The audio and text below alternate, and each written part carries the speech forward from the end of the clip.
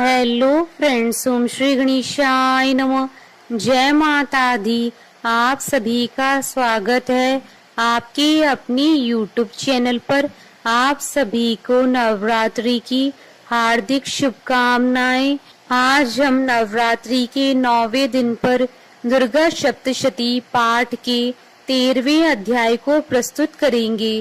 Friends, video शुरू करने से पहले आपसे रिक्वेस्ट है, अगर आप हमारे चैनल पर नए हैं और आपने अभी तक चैनल को सब्सक्राइब नहीं किया है तो प्लीज सब्सक्राइब कीजिएगा चैनल को। साथ ही प्रेस कीजिएगा बेल आइकन को, जिससे नए वीडियो से रिलेटेड नोटिफिकेशन आपको तुरंत प्राप्त हो सके। और वीडियो पसंद आने पर वीडियो को लाइक और शेयर जरूर कीजिएगा, ताकि सभी भक्तों को इस वीडियो का लाभ प्राप्त हो सके। और कमेंट बॉक्स में जय माता दी जरूर लिखिएगा।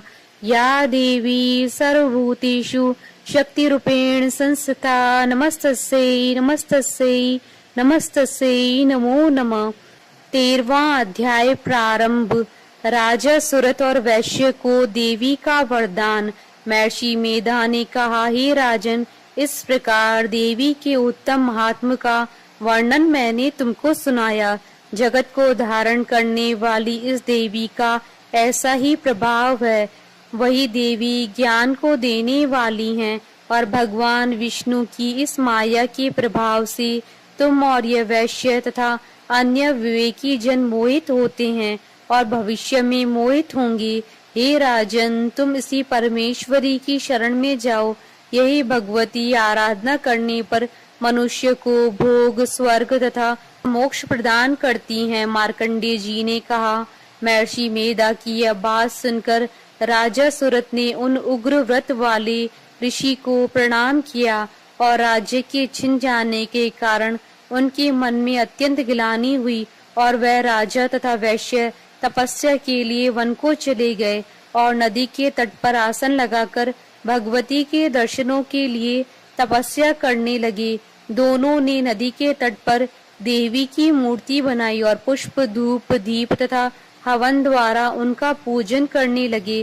पहले उन्होंने आहार को कम कर दिया, फिर बिल्कुल निराहार रहकर भगवती में मन लगाकर एकाग्रत पूर्वक उनकी आराधना करने लगे। वह दोनों अपने शरीर के रक्त से देवी को बलि देते हुए 3 वर्ष तक लगातार भगवती की आराधना करते रहे। 3 वर्ष के पश्चात जगत का पालन करने वाली चंडिका ने उनको प्रत्यक्ष दर्शन देकर कहा, देवी बोली, हे राजन तथा अपने कुल को प्रसन्न करने वाले वैश्य, तुम जिस वर की इच्छा रखते हो वह मुझसे मांगो, वह वर मैं तुमको दूंगी, क्योंकि मैं तुम पर अत्यंत प्रसन्न हूँ।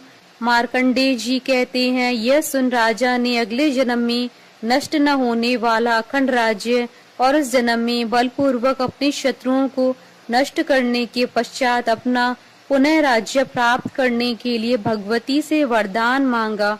और वैश्य ने भी, जिसका चित्त संसार की ओर से विरक्त हो चुका था, भगवती से अपनी ममता तथा अहंकार रूप आसक्ति को नष्ट कर देने वाले ज्ञान को देने के लिए कहा। देवी ने कहा, हे राजन, तुम शीघ्र ही अपने शत्रुओं को मारकर पुनः अपना राज्य प्राप्त कर लोगे। तुम्हारा राज्य स्थिर रहने वाला होगा। फिर मृत्यु के पश्चात आप सूर्य देव के अंश से जन्म लेकर सावर्णिक मनु के नाम से इस पृथ्वी पर ख्याति को प्राप्त होंगे। हे वैश्य कुल में श्रेष्ठ, आपने जो मुझसे वर मांगा है वह मैं आपको देती हूँ। आपको मोक्ष को देने वाले ज्ञान की प्राप्ति होगी। मार्कंडेय जी कहते हैं, इस प्रकार उन दोनों को मनोवांछित वर प्रदान कर तथा उनसे अपनी स्तुति सुनकर भगवती अंतर ध्यान हो गईं। और इस प्रकार क्षत्रियों में श्रेष्ठ वह राजा सुरत भगवान सूर्य देव से जन्म लेकर इस पृथ्वी पर सावर्णिक मनु के नाम से विख्यात हुए। इति श्री दुर्गा सप्तशती पाठ का 13वां अध्याय संपूर्ण हुआ। जयकारा माँ माइदा बोलिए सच्चे दरबार की जय। हमारे साथ इस वीडियो में अंत तक बने रहने के लिए आपका धन्यवाद। ओम श्री गणेशाय नमः। जय माता दी।